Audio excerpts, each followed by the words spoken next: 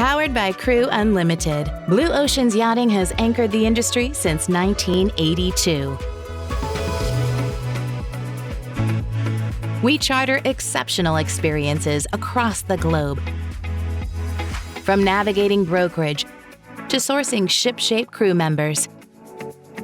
See the full scope of our services and answers to our most frequently asked questions at blueoceansyachting.com.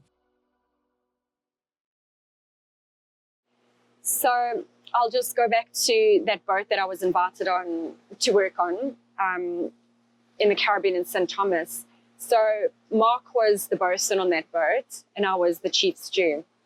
And we were in our own cabins. Well, I was with my second stew or third stew, I can't remember. And then, because I was only temporary on that boat, just during that season. Sorry. And we had left that boat and he had tried to pursue a relationship with me. I was not interested at all. I was interested because I'd hooked up with another deckhand or bosun who was on a boat in the Med. And I was in love with that guy. So I wasn't interested in Mark at all. And he pursued and just kind of wouldn't take no for an answer. We had finished the season. The guests had left. The boat was in Fort Lauderdale, gone on the dry. And all the crew were let go. So we were all looking for like new boats to work on. And he had said to me, there's some yachties that have this house close to LMC shipyard. We can go stay there. So I said, okay, like I was still friends with this guy. We got on great. There was banter. Right. I made it clear to him that I was interested in Sam in the Med. And so we moved into this house. And I moved in believing, well, I wasn't told the whole truth, that the people that owned the house, yacht crew, there was a couple, married couple, were leaving that week to go and work on a boat in the Hamptons or up the East Coast, and that we would be alone in the house. I thought it would be no problem, move into this house. I mean, I had my own room, he had his own room, right. There was this other couple. So I thought it would be fine. And then we would, Mark had gone for an interview on a boat, Penny May in Sunrise Marina, and had been offered the job. So I thought, perfect, he's going to be off. I'll be in the house. I'll get a job soon. There's no problem. Mark came home on Friday. I was 33, and it was my birthday. I was turning 33 on the Monday. On the Friday, Mark came home from the boat. He had just been offered the job. He'd gone for the interview in Sunrise, been offered the job, came back home, and he said, get in the car, you're going to go for an interview. I said, where? What are you talking about? He said, Penny May, I've got you an interview for Chief Stew on the boat. And I said, Mark, I don't want to work with you. I told you that absolutely not. Like, I don't want to work with you anymore. Sam wouldn't like that. It's okay, thank you. And he screamed at me and told me, get in the car, don't embarrass me, go for the interview. So I thought, all right, I'll go for the interview, no problem. I'll just do a really bad interview and no problem. Right. Well, the captain of that boat showed me around, spoke to me briefly, and I was not interested at all. The boat was really small, and I was just like, I didn't want to work on the boat at all. And then he said to me before I left, he said, can you start on Monday? And I was like, what do you mean? He's like, well, you've got the job, Chief Stew. Can you start on Monday? And thank God it was my birthday on the Monday, so I had that little excuse. And I said, well, it's my birthday on Monday, and I've got all these plans, and I've got friends coming in for the week, so can I get back to you later next week? Knowing quite well that I had no plans to take that job. Sure. So he said, no problem. He understood. Mark and I left, got in the car, and on the way back to that house, he screamed and shouted and swore at me and told me that I have to take the job. I can't embarrass him. He risks losing his job as first officer if I don't take the job as Chief Stew. Anyway, I was like, don't be ridiculous, it'll be fine. And I thought nothing of it. Like, I thought that was it. I had arranged my birthday party. We were going to Blue Martini, I think, Tap 42 and then Blue Martini on Saturday night. Two good locations. And I'd sent out messages to yacht crew that I knew, friends of mine that were in the area, and had this whole Saturday night planned. Saturday afternoon, I was sitting on my laptop talking to my friend who was in Brazil at the time. I just moved to Brazil. We were on Skype in those days. And Mark got back. It was about 1 o'clock in the afternoon. He had gone for a run or to gym. I had no idea. And he walked in and he started screaming and shouting at me, like going ballistic. And I was like, are you, like, what's going on? And he was, I don't even want to use the profanities, but it was really, really bad. And I said to my friend Lindy, I said, oh, Lindy, I'll speak to you later, bye. And I just closed my laptop. I said, Mark, calm down. Let's have a good day. We're going to go out tonight for my party. Everything is going to be okay. Just chill. I picked up my laptop, went to my bedroom and put the laptop on my bed and picked up my phone. And then he came in screaming and shouting, stood at the door screaming and shouting, all abuse, that I have to take this job. I'm embarrassing him. Just, it was really, really bad. And I remember like stepping down, like sitting down, putting my head against my arm on the bed, putting my head in my hand and going, Mark, please just stop. Just stop. And then he came in and he leant over me and he started stroking my head and going, it's okay, baby, everything's going to be okay. And I remember thinking, this is sociopathic. There's something not right here. It's split personality. He's gone from calling me an effing everything to it's okay, baby. Something's chemically not balanced here. Mm-hmm. So I picked up my phone off the bed and I ran to the bathroom. And I thought, I'll lock myself in the bathroom and make a phone call, ask for someone to come and just get me out of this. I'll go stay in a crew house, go stay somewhere else. Before I could lock the bathroom door, he kicked it. I went flying back and hit the ceramic bathtub on my head on the ceramic tub and like was just like in absolute shock. And he stood at the door of that bathroom, again, screaming and shouting. And I was scared. I was really, really, really scared. So I stood up and I'd left my phone on the floor. I stood up to like walk out and just like get past him. And he, as I was getting up, he lifted me up and he shook me. And he shook me and shook me so hard. And I just heard this, and I was like delirious. I didn't know what had happened. I had no idea. And then I felt the pain. And I looked, and he was still shaking me through all of this. And I looked down, and my bone was sticking out. It didn't pierce through the skin, but he had dislocated my right shoulder. Wow. And through all that shaking, he had ripped all my tendons and ligaments as well. And I screamed with pain. I'd never broken a thing in my life before. And I said, you've broken my arm. And he said, you dumb bitch. You've done this to yourself, whatever, whatever. And I started hyperventilating and panicking out of trauma and fear wow. and everything. And I like dropped to the floor. And he walked out and he came back with 3 Advil PMs and he shoved them in my mouth. And he said, have these for the pain. So I took them, because I was in pain and I didn't think like, oh, well, can I have the Advil instead of the PM version? Right. So Advil PM, for those that are not American, it's the nighttime painkiller that you would take. 3 of them will put you out. Which knocks you out instantly. So you only need 1. And I was so delirious, but in so much pain. I couldn't move. I mean, my bone was sticking out. It was traumatic. And I said to him, please, I've got to call an ambulance or a taxi. I need to go to the hospital. And he said, I'll take you, get in the car. So I literally like held my arm up with the bone sticking out, walked over to the car, and he took me to Broward. When we got there, because, I mean, they could see visually my arm and I suppose the trauma in my face, they took me straight through to the trauma unit. Good. I don't remember the rest. I remember waking up about 6-7 hours later because it was dark at that stage, 7-8 o'clock at night. And so delirious in bed, with doctors and nurses standing around me, and Mark to my right, sitting on the injured side with his hand on my lap. And I remember saying to the doctor, he broke my arm, he broke my arm. And the doctor said, it's okay, your shoulder was dislocated, but it's okay now, it's in a sling, we've relocated it. We've given you morphine and Vicodin, you're going to be okay. And I said, okay. And then they asked me to sign something. I mean, I couldn't even read what I was signing. I was so delirious. I was under duress because I was scared because the guy that had done this to me was had literally had his hand on my lap. I didn't know what the doctors knew. I was scared. And he kept on saying during the conversation with them, like, everything's going to be okay. I'm going to take you home. Everything's going to be okay. Silly accident. And so I was scared. I was shit scared to say anything. So they released me and we got back in the car and drove home. And of course, that was the night of my birthday party. So I said to him, I said, Mark, where's my phone? I need my phone. I've got to phone all these people and like cancel the party. I've got to call Blue Martini. And he said, you're not getting your phone back. He said, you have done this to yourself. If you tell anyone, I will fucking kill you.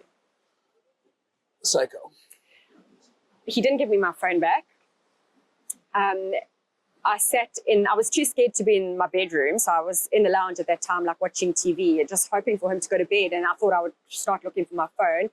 And while I was in the lounge, he kept on making me repeat, I've done this to myself. I've done this to myself.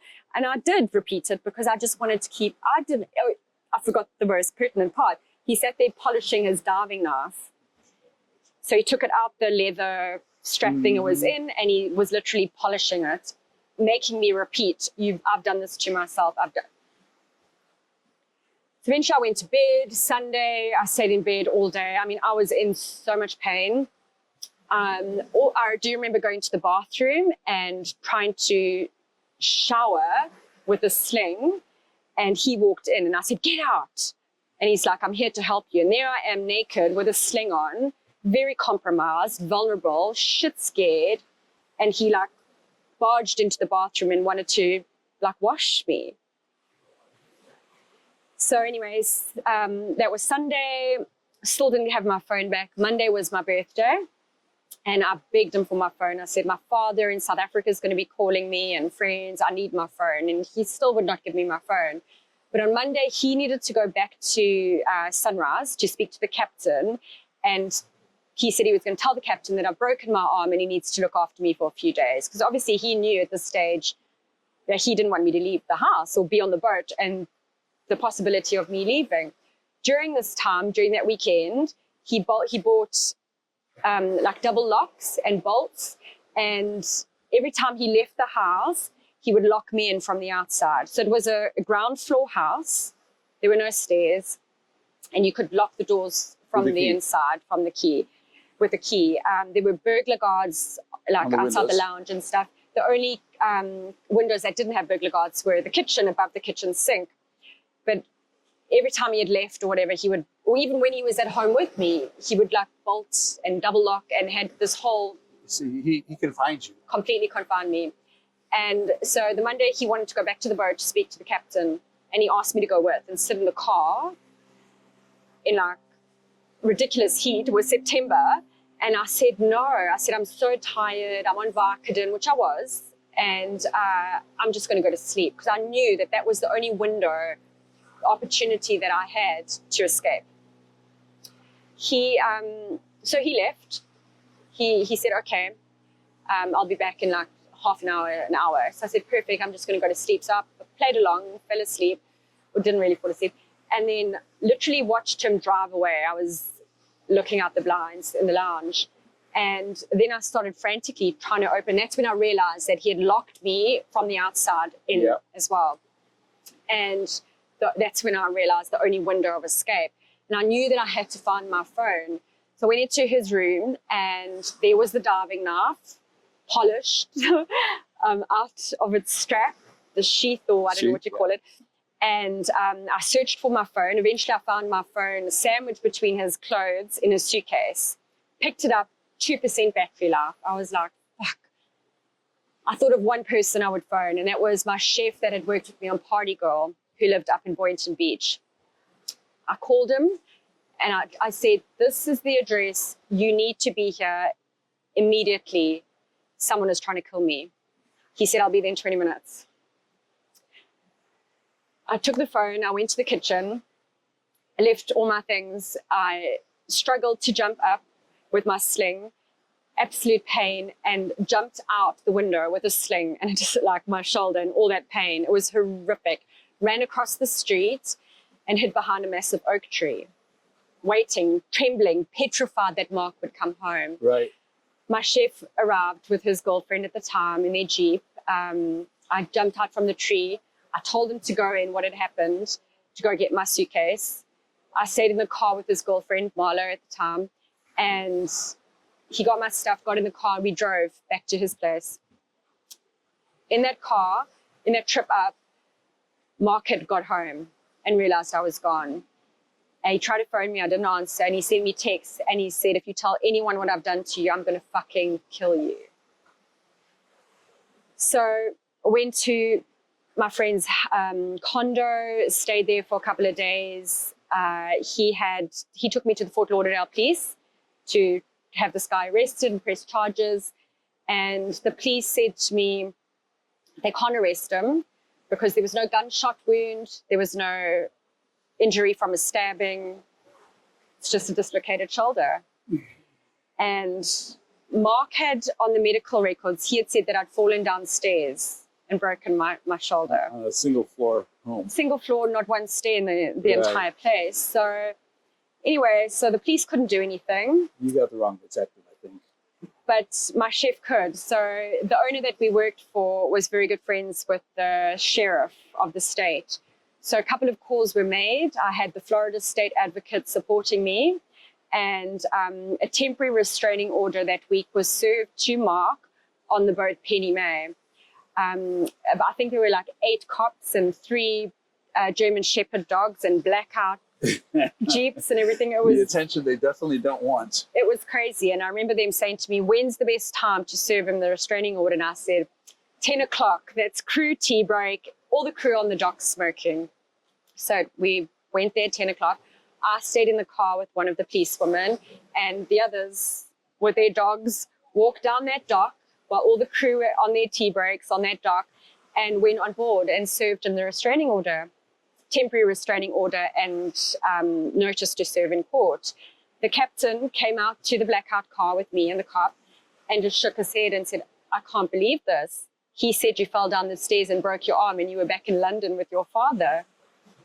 I said, no, this is what happened. He was fired immediately from the boat. Of course. And the court case was the end of September. So we went to court eventually, and I had the state advocate and myself, and Mark went in. Well, when he turned up, I didn't even recognize him. He looked completely different. His hair was combed in a completely different style. He even brought in a briefcase. I mean, this was 2011. Like, no one carried briefcases anymore. I was like, did he get that from a thrift store? Like, he just looked so bizarre with like a different shirt and like chinos, and that wasn't even Mark. And anyway, we went in, and the judge served him a 3-year restraining order, which was the maximum restraining order offered for what he had done to me. And then Mark had said to the judge said, do you have any questions? And he said, yes, sir, can I get a restraining order against her? And the judge literally laughed at him and said, there's not a scratch on you. Look at the state of her. She's black and blue, bruised. She's got a sling. Yeah. You can see she's traumatized. You look quite healthy and like not a scratch on you. Absolutely not. So that was it. Part of the restraining order was his family and his friends can't harass me. Well, I still got harassed by his family, friends that I'd never heard of, would phone my phone, threaten me, all this sort of stuff. The state advocate actually wanted to put me in a safe house. She had said to me, he is textbook sociopath, and don't be surprised if you don't see him on TV on the news. Wow. So it was scary. So she wanted to put me in a safe house. I declined. I went and stayed with friends in Colorado whose neighbor was the FBI, so I felt somewhat safe. And I was there for 6 months. So that he took you out of yachting for 6 months? He took me out of yachting, traumatized me. It was absolutely horrific. During the time, before the court case even, the chef had said to me, has he done this before? And I said, I don't know. I hardly know the guy. So, but I remember him talking about his ex-wife, who was also in the yachting industry. She worked for recruitment in Fort Lauderdale, who was in San Diego at the time. And the chef had said, well, why don't you reach out to her and see if she's done this? So I tracked her down on Facebook, sent her a message, and she said, oh my God, what's your number? I'm going to call you. She called me immediately. We were on the phone for about 3 hours, and she told me a very similar story. She had been looking for him. She had served him a restraining order. He had abused her physically and their dog. And he had fled San Diego back to Fort Lauderdale. And apparently the cops had actually been looking for him in San Diego. And she was like, thank you so much. You've actually taken us right to him. So that was that story. Wow.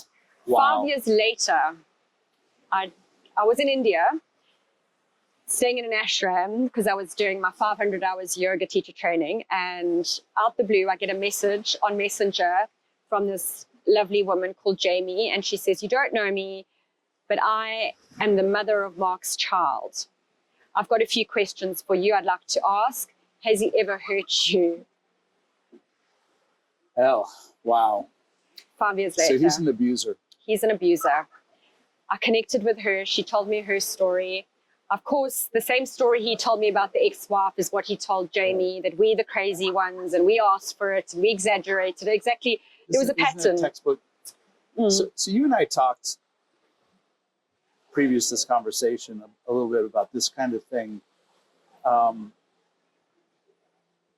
because it goes back to your description of crew and the environments we come into. And then you have people like Mark that show up and they find ways of moving to another boat, another place, another location.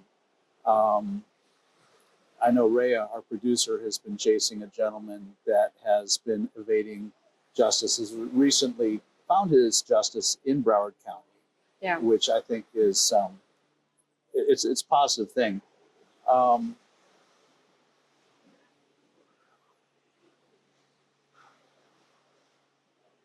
Is there a solution to this? I've been involved in some conversations somewhat recently about trying to come up with mandatory background checks. And I'm going to put a little color into this in that when I was in yacht management and we were placing crew, true, the top right-hand corner photograph oftentimes indicated whether the crew is going to be out for the job or not. Shallow, but real. But at the time, a background check wasn't a mandatory thing. In fact, it was and probably still is in most cases a line item that check this line item and pay an additional 250 euros or $250 for a surface level background check, or you can spend 1,500 euros or $2,000 for an in-depth background check. Rarely happen.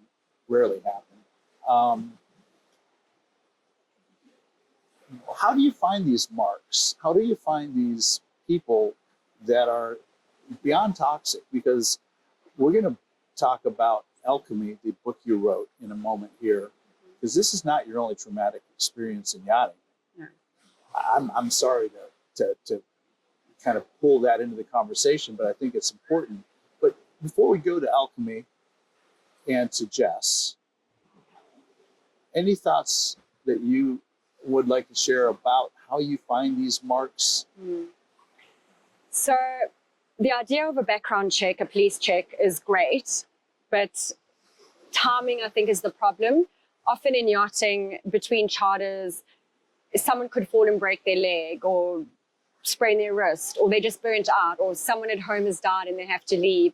And then the captain or the chief stew will call the crew agent and go, I need a chief stew immediately tomorrow flown in. So with that, there's no time to do a background check or a criminal check, police report. Also, I think a lot of crew in the industry have dual nationality, South Africans with a South African passport and a British passport. So what criminal check have they had? What criminal check are they providing the crew agent, if there was one, their clean British history or their dirty South African one? So that would be another consideration. So I don't know how easy it would be to have background checks. And on your CVs, normally placement agencies go through your CVs and they make phone calls to the previous captains or owners. And if you know you've had a problem on a particular boat, you just don't put that on your CV. Exactly. You leave a time void in there, or you embellish the time you were between two boats so that it doesn't show that you were off a boat for any long period of time. And so you're calling boats that had no particular experience that was a negative experience. Exactly. While the incidental situation goes unfound because it's not Yeah. part of the documents that go for your vetting process. Exactly. So, I mean, I think background checks are very important, but the logistics of it, I don't know how that would work with the way the industry is run and like quick turnarounds and flying the crew in last minute. But I think psychological testing would be very important and is doable. I mean, pilots have psychological tests Yes. to be hired because they put other people's lives Right. We in don't their want hands. pilots running into mountainsides to make a statement. Exactly. So why aren't crew who are surrounded and living and working with other crew people, why aren't there psychological tests for They us? probably should be. I think that's the way to go, psychological testing. Yeah. Yeah. No, that horrific experience. Thanks for sharing that. No excuses for that. And the fact that it happened in my hometown is, disturbing on its own. A lot to unpack in all of this. And I think it was good. We just took a quick break. You were telling me off camera that you, coming out of your experience with Mark, it didn't get smooth sailing again. You joined another boat and you had a situation where someone actually came into your cabin. Yeah. Same problem, different accent. Different accent. So after 6 months up in Colorado, recovering and doing extensive physiotherapy and just recovering from the trauma of what had happened with Mark, I wasn't sure if I wanted to go back to yachting, but I did because I love the industry, I love the people, I've got more good memories in yachting than I had bad memories in yachting. Sure. So it wasn't going to deter me. I wasn't going to let one bad seed ruin my apple, so to speak. So I decided to continue my career in yachting, which I did. And a few years later, I was back on Icon, which was that first boat that I was Right. that I joined as second stew. Years later, with many boats in between as chief stew, the same captain called me back and said, "I've got this perfect job for you. The boat's going into the shipyard in Harlingen for a 3-month refit. We're extending the stern by 5 meters, putting in a swimming pool, and I want to invite you back on board as interior manager / purser." And I was actually in Tulum on vacation at the time, doing a yoga juice detox retreat for 10 days. And I remember thinking, oh gosh, no, I don't know if I want to be stuck in a shipyard in Holland, in the Netherlands during winter. It was January. So I declined a few times, and then eventually I thought, you know what, just go for it. What's the worst that could happen? If I don't like it, I'll just leave and move on to another boat. Sure. And I hadn't done an extensive shipyard period like that. And I guess I was moving up the ladder from chief stew to interior manager purser. So I thought that would look really good on my resume, and it's a career step up, which would be the last step in my career in yachting because I had no plans to become a captain. So interior manager purser is the top of the game. So I thought, okay, I could definitely do that. So he flew me in from Cancun to Netherlands, and I joined the boat in the shipyard.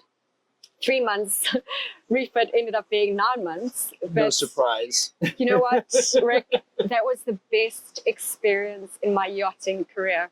I'm not surprised to hear that either. I never thought I would. You learned a lot. I learned a lot, and I got an understanding of how the shipyard works and boat building. Yeah. And of course, we got new owners. There were charter guests that had come on Icon before, and the Russian oligarch said, I want boat, I want shipyard. And he bought the shipyard too. Yes.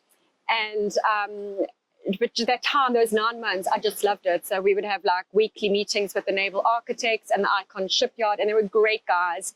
And I loved it. And then, of course, when we went into the shipyard, we went down to skeleton crew.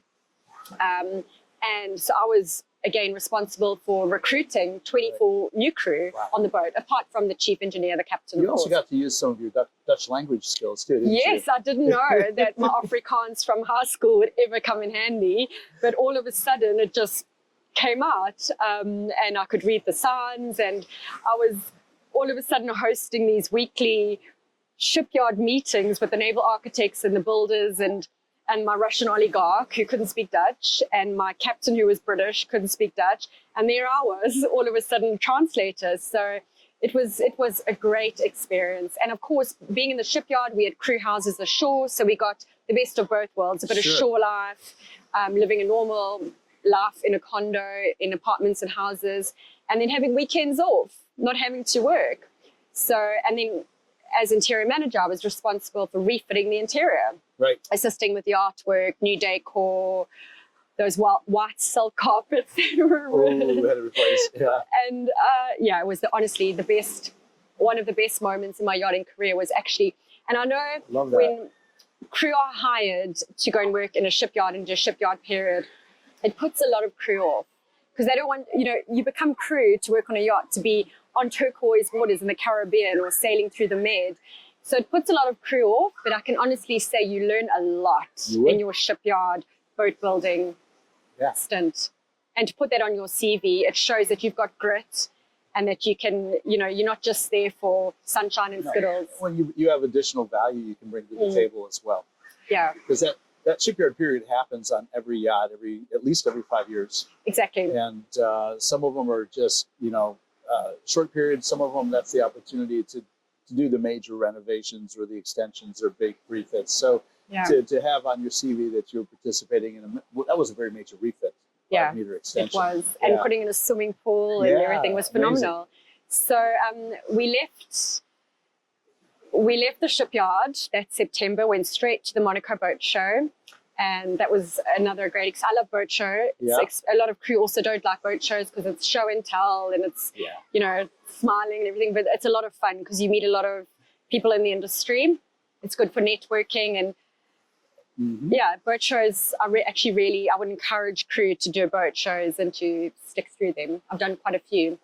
So after that period of the boat show, we then crossed the Atlantic again. I've done about 7 Atlantic crossings in my life, in my 9 years, and 2 equatorial crossings. And we went back to the Caribbean, and then it was time to sort of promote the boat. I had a vacation. I went to Australia. I took 2 months off. As interior manager, I was allowed 60 days off, which was great. So during that time, I was actually still working because we were going to the Antigua boat show. That would be, the boat was crossing over to go to Antigua. Yeah. And as you know, every year there's an Antigua boat show. And it's in December usually, right? Yeah, the start, about the 14th of December. And every year at the end of the boat show, there's an event called the Yacht Hop. Yes. Where 150 yachts are docked. And there's one night for a couple of hours where the brokers, the agents, potential owners, whoever in the industry walk around and they go on each vessel, they meet the crew, and the boat is presented, the crew's presented, the boat, and you basically want to show your potential charter brokers, you want them to book guests, charter guests to come on your boat, because obviously we get charter tips, which is another huge perk in the industry, which is why I continued so long in the industry. And so while I was in Australia on that vacation, I was organizing a boat show, a party. And I'm not sure if you're familiar with the Cirque du Soir party. That was me. So I'd organized everything. I'd ordered the outfits, the DJ, the live band, everything. So we put on the Cirque du Soir show that night. Well, 149 boats in that dock shut down their parties because no one was on their boat. We had about 450, 500 people on board that boat. I remember the dock was just shoes, everyone's shoes before they came on board. It was absolutely phenomenal. That's amazing. But it was a blessing and a curse because from that event that I put on, we secured 17 back-to-back charters. Oh, Al. That following mid-season. So the crew were absolutely burnt out, but we got phenomenal tips and amazing charters. We had some phenomenal... You're smiling. Good because memories. I'm thinking of the celebrities that came on board and just the people and the tips and what we got from that. So although we have the burnout and the isolation and all that stuff that I bitch and moan about, there's such a good side to it as well. There's a balance in it. Yeah. And if you can get that balance right, that's good. Right. And that's when I think it's imperative that the captain and management see that the crew are working 17 back-to-back charters. Give them time off. Right. Give them rest time, you know? Yeah. So we had finished that Caribbean season, went to the Med, done that Med season with the 17 back-to-back charters. So we were all tired, we were exhausted. And finished that mid-season, then we were back in the Caribbean 6 months later, and the boat was preparing to do a crossing to go back to the Med. And I was on watch on the Friday night because I was flying off to Bali for my 2-month vacation on the Saturday. So I was like, I'll do watch, no problem. You crew go out, because I knew that they were all going to be doing the crossing for the next 17 days. And I was going to be off the boat, and I needed to pack and sort things out. So the crew went out. I finished my watch schedule at 10 p.m., climbed into bed, very excited. I'm off to Bali tomorrow. And about 5 o'clock in the morning, Saturday morning, my door opens to my cabin. I had my own cabin. And the chef stumbles in, Corey, Australian chef, absolutely off his face, drunk and whatever else he was on, and sits on my bed. I'm in bed in my half-naked pajamas. And I'm like, what are you doing? And he's like, leaning over me, and I can smell his alcohol breath. And I was like, Corey, get out my cabin. It was really difficult because I had hired his fiance to be my chief stew. Okay. Who was my friend and a chief stew. No, she came on first. Oh, she came on first. And she was on board for about a year, and our chef had left to go and open up a provisioning company or something ashore. And we had an open chef position. So she had asked if her fiance, Corey, could come on board as chef. And the captain actually was like, no, we don't want couples on board. This is a no couple boat for obvious reasons, because of the stabbing with the Leatherman before. So he had a bad experience. And I convinced that captain, let him come on board, give him a go, give him a chance. It's Becky's fiance. Shame. It's her fiance. You know how hard it is. It's not like they're a new couple. They're just dating. They're established. They're getting married. They're planning a wedding. So I twisted the captain's arm, and we got Corey on board. And he had been on board for about 6 months. And this is the chef that barges into my cabin at 5 o'clock in the morning, breathing over me with this rum breath and getting a bit too close. And I said, Corey, get out, get out, get out, numerous times, like screaming on the top of my lungs. Now, everyone else is sleeping or still out, I don't know. And it's quite insulated, the sound and stuff, so no one would have heard me. And he wouldn't move. He wouldn't get off my bed. And eventually I said, Corey, I'm calling the captain. And he didn't believe me. I picked up the phone.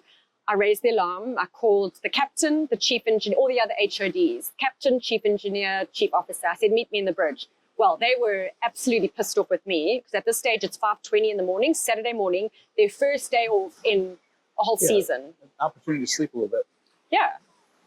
And there's their interior manager who's buggering off to Bali for 2 months, calling them, waking them up at 5:30. So they met me in the bridge, and I told them what had happened. And I said, not acceptable. I felt unsafe, violated, invasion of privacy, awkward because it's my chief steward's fiance. I don't know who saw him going in, going out. I don't want to be accused of anything. Not okay. Captain shrugged it off. At the time, while we were all in the bridge having this meeting, Corey was stumbling on the dock and smoking and whatever. The first officer went down and called him. He had come up to the bridge. I had said, Corey, can you please explain to the guys what's just happened here? And he didn't deny it, but he was so drunk. And I remember he picked up a pen and threw it at my captain. That's not good. No, it's not. Completely out of hand. So I would have thought that with that violation to the captain, that the captain would have got him off immediately. But he didn't. Apparently, I said, this needs to be logged in the logbook. I want this logged in the logbook. This is not okay. This is not just a once. Yeah, we need to document this. And the first officer had said, it's too much red tape. Okay. And anyway, at this stage, I had to get my stuff. I was going to Bali, so I had to go down, pack, leave, fly off to Bali. And in the meantime, I had been in constant communication with the captain, asking him, what's happening with Corey? I said, I'm not coming back to this boat in 6 weeks if Corey's still on the boat. this is not safe, it's not comfortable. We need to lead by example, because if you let your head chef do this to the interior, to another HOD, what's the deckhand going to do to the stewardess? Yeah. You know, there's precedent in a way. Exactly. So, long story short, not much happened. The captain did apparently speak to the owners and the Russian oligarchs, and they were like, we'll deal with it after the mid-season. Let her come back from Bali, do the mid-season, we'll finish the mid-season together, and then we'll sit down and deal with it. We like his food. Meanwhile, I've been on the boat for 4 years. Right. I'd done the refit. I was interior manager, convinced the captain to hire him. Right. And they liked his food. And they just wanted me to keep quiet and deal with it at the end of the Caribbean season. And after what I'd gone through with Mark, I couldn't put myself in that position again. In fairness, nobody on that boat knew what I'd gone through with Mark, because I have not shared my Mark story until this last month. Okay. I've kept it quiet. I've kept silent. Yeah. So I guess this is a segue. Well, let me just finish the extent of this. So nothing happened to Corey. They kept him on board the boat. I then reached out to the DPA, the designated person ashore, to ask for help, explain the situation, that I wasn't looked after, that I feel unsafe in my environment. Nothing happened. I was encouraged to leave, to resign. I didn't. I went to a doctor and got medical letter for medical leave. They wanted to put me on Xanax and whatever. I don't take pharmaceuticals, so I didn't. But I was like, because I thought I could buy myself time until the end of that mid-season and get my job back. I didn't want to lose my job. Why should I lose my job as interior manager? Because I was violated and sexually harassed. You should not. So I sort of left quietly, still employed, but wasn't on board the boat, waiting for the season to finish up. During that time, the boat was in Ibiza. The crew had a night off. The crew went out. Corey was out in the streets of Ibiza, ended up getting arrested by the police in Ibiza for harassment and violence. He was brought back to the boat. He had to pack his bags, and he was deported back to Australia. Karma. So the trash took itself out. The trash took itself out. However, still, you didn't get justice. I didn't get justice, and I didn't go back to the boat. What did the DPA step in, do anything? Nothing. I think that is something that's also misunderstood in our industry, in that a lot of crew think that the role of the DPA is to help look after the crew. In hindsight, that's what he's meant to do. Actually, it's not their real role, though. Their primary role is to look after the asset for the owner. And so they report to the owner and the captain, and then if they take their marching orders that way. Yeah. And that is, I think, one of the holes that exist in the industry. Yeah. This is where crew need to be aware that, it depends on the DPA, it depends on the owner, it depends on the whole program. Some of them are very, very good. I'm sure you've worked on boats that were really well managed and well run, and the DPA probably would have been a strong advocate, but not always. And maybe it was because they were working for the Russian oligarch, and the Russian oligarch had his vision of how it should be done. And the agencies are getting paid by the Russian oligarch, so who are they going to listen to? Of course, follow the money. The liability on board with a big mouth, or Yeah, so like you said, the trash took himself out. Yeah, exactly. So that kind of worked out, but I didn't go back. He was allowed to be on that boat for a while. Oh, he got fired. Well, he eventually got fired. Between what he did to you and then when he got fired in Ibiza, he was still on board. Oh, he was still on board, exactly. More opportunity for bad behavior. Yeah, and who knows if he did that to another woman on board. I have no idea. I still don't know if his fiance, now wife, knows what actually happened. Wow. I have no idea. Again, another story I never told. Yeah. No, I'm glad we're talking. I'm glad you're telling these stories. I think they're important. They're necessary. And you certainly have voiced such a love for the industry, to also to be in the space you're in, sharing these experiences. And I apologize for interrupting a few minutes ago, because I I do want to make sure we have an opportunity to talk about something that I know is really important.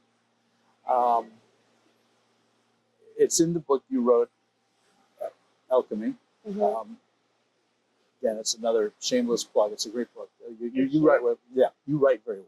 Thank you.